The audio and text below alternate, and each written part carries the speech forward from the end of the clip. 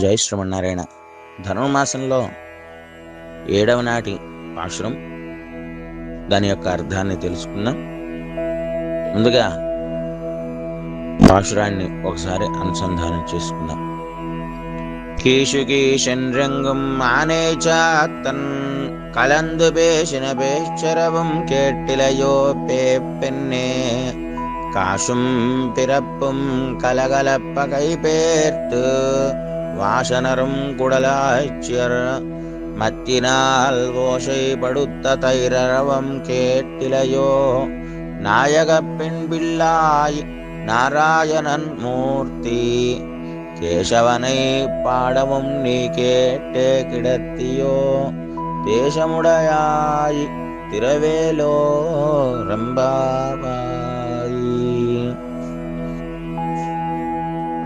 ఈ యొక్క రెండవ గోపికను మేల్కొలుపుతూ తల్లి గోదమ్మ పల్లెటూరి ప్రకృతిని వర్ణిస్తూ ఉంది.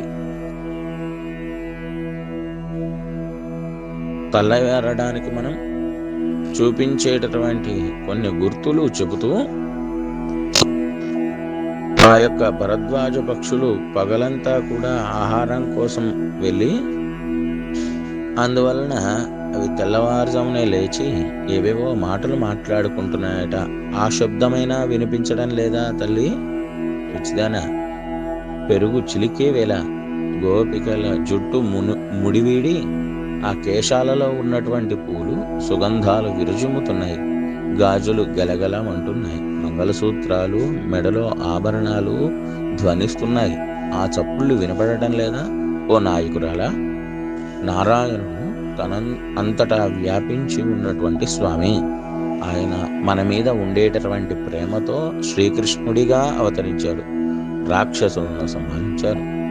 ఆయనను కీర్తిస్తూ ఉంటే విని కూడా ఇంకా పడుకొని ఎలా ఉండగలిగావు తల్లి?